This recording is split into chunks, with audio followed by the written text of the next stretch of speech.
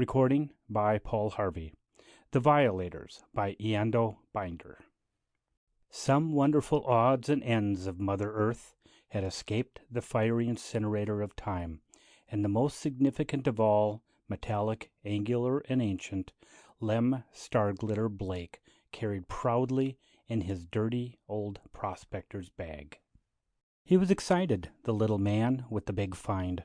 He drove his battered old space tub down at the world which lay frozen over and lifeless since long ago, but not completely abandoned, far from it.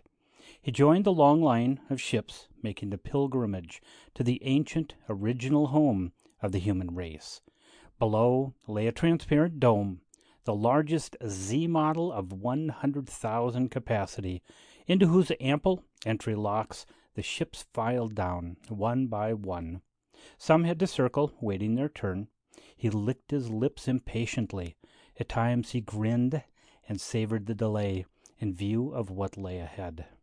At last he chugged in and parked his grimy little tub beside shiny yachts and towering space liners and space buses. The canned air of the dome was fresh to his lungs compared to the reek of his cabin. He dug a tip out of his frayed jeans for the parking attendant, not quite daring to snub him. He winced at the sneer over the small coin. But no more sneers like that, soon, and plenty more money with what he had in his bag. He smiled and mumbled as he walked away, swinging the leather bag at his side, bulging with something angular. He filed his way, among others, toward the turnstiles leading to the main exhibit area. Tourists, vacationers, families with kids, school groups, newsmen, galactic trotters, earnest scholars. You could find all types here, from every walk of life and from any distant planet, drawn like a magnet to this must for all travelers. It was the sight to see around the Milky Way. Certainly nothing could beat its appeal as the birthplace of mankind. Nothing, that is, except the gay and fabulous Carnival of Castor, whose attendance record could never be topped. He tried to rush through the turnstile, but was halted by the green-clad guard. "I'm in a hurry, mister," he mumbled in his wispy voice from an oxygen-burned throat. He began opening his bag. "Look what I found." The guard heard not a word. "We keep a register of all visitors to Mother Earth. Name, home world, occupation." It was odd how even the guard's routine voice lowered a tone on the words Mother Earth. "Lem Starglitter Blake," said the little old man in unkempt jeans and patched boots.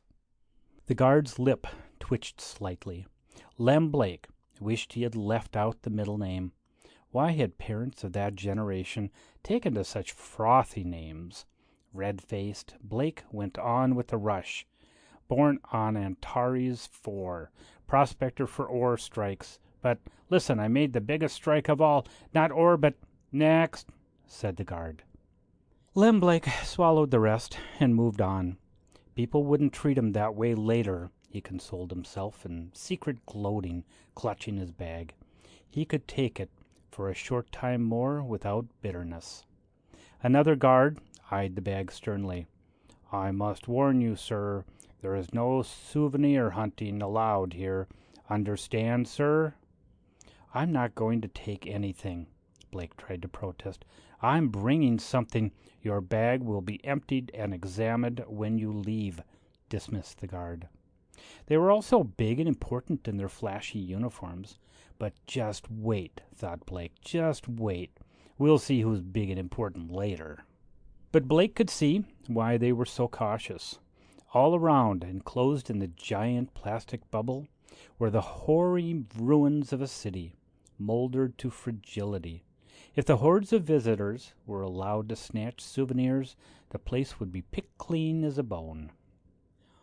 "Ancient New York," said a sign, "main city of home Earth in pre-space days." People stared in the proper awe. Do such time-honored relics of antique glory. It was from this terribly old civilization that the race of starmen had sprung. inheriting the galaxy. Various individual exhibits among the ruins were labeled.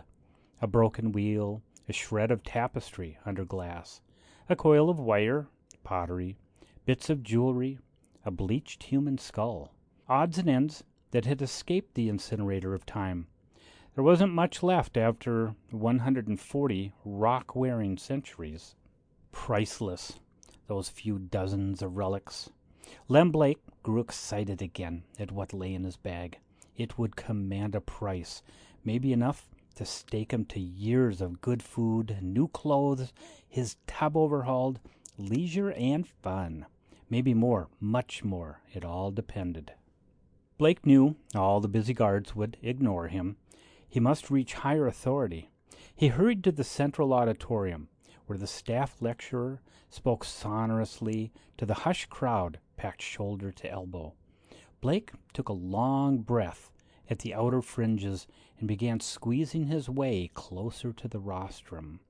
It was slow work in the human jam. He heard the speech as he struggled on. Though today we are born and live and die on many worlds, my fellow humans, we all come from the original stock of this particular planet. It was from this small and quite backward 20th century world that mankind leaped to the stars. Lem Blake suddenly choked on a chuckling thought in the dead quiet of the listening throng. A circle of eyes transfixed him at the unspeakable crime. Mumbling apologies, Blake pressed on. Professor John Nova McKay went on with the stock lecture. How many times had it been repeated now? Some 80,000? He himself had delivered it over 1,000 times. It was hard to keep the monotony out of his tones. Ships roared into space at the end of the 20th century, first to explore and pioneer on nearby worlds of the same sun. By the 25th century, they had the hyperdrive, permitting speeds greater than light. Then began the second phase of building a galactic commonwealth. Those were days of glory. The speaker tried to lift his voice on those words, but it fell flat in his own ears. But the audience hung on it, caught in the dramatic thought that their own feet stood where all that had started. This is all ancient space history going back 14,000 years, and many of its details and records are lost, but we know that by the 30th century, we humans ranged all through the Milky Way, settling, colonizing, setting up trade with native races. Worlds existed in vast numbers, many habitable. Blake stopped muttering apologies as he elbowed his way, inch by inch. The apologies drew frosty frowns and were the last thing they wanted. They wanted silence. Only Blake's bag insisted on clanking now and then. He kept on doggedly.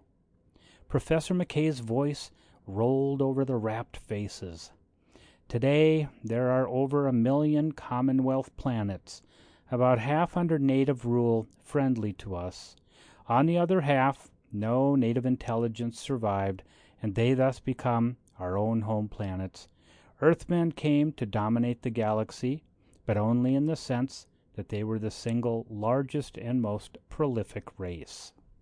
McKay's dry voice quickened now, as the most unique part of the stock historical story came at last. But strangely, during that era of galactic expansion, Earth itself gradually faded out of the picture. More and more people left, seeking better homes, richer opportunities, more desirable locations and neighborhoods in the galaxy. Population fell on Earth. This was all hastened and brought to a focus when the sun of Earth suddenly began dimming in the 49th century. An old star, that sun died. In a short time, by the cosmic clock, another ice age fell on Earth, the final one. The oceans froze solid, and all land areas turned to bleak wasteland. There was a suitable pause at this point for the audience to weigh that calamitous event. People stood hushed, half in ancient sorrow. Blake stopped, hardly daring to breathe. One clank now, and he might be thrown out. Of course, long before the final death of the planet, the last Earthman had left for other waiting homes. There was no swift story like doom, no panic or hardship or loss of life. And then, perhaps inevitably, but still queerly, Earth receded in all human memory and was forgotten. The speaker paused again. It always came on cue here, a gasp from the audience, as certainly as the ahs and ohs of a fireworks display. The bold statement always had its shock effect on any audience, and here on hallowed Earth itself. Lem Star-Glitter Blake resumed his slow progress toward the rostrum, glad for the noise. Professor McKay braced himself, winced, and went on. Who had written the original purple prose for the lecture? Yet it could not be changed now, not without an act of the Galactic Congress.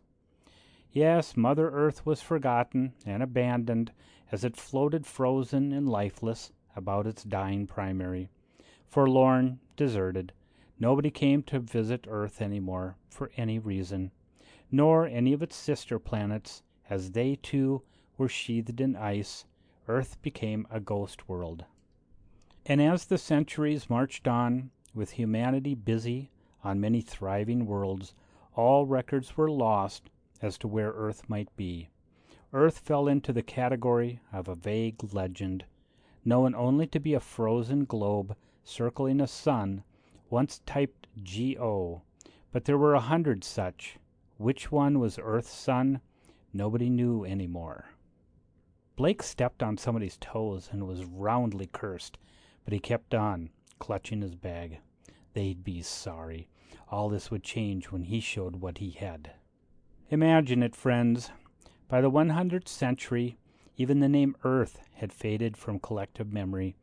Most humans living and dying on the worlds of Arcturus, Vega, Pollux, or any others didn't even know that the race had come from Earth originally. They almost thought themselves native life. We no longer called ourselves Earthmen by then.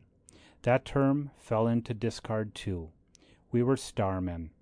And so, for an age, lonely Earth was lost in space, unsung, unknown, unhallowed. McKay went on by rote, thinking of dinner.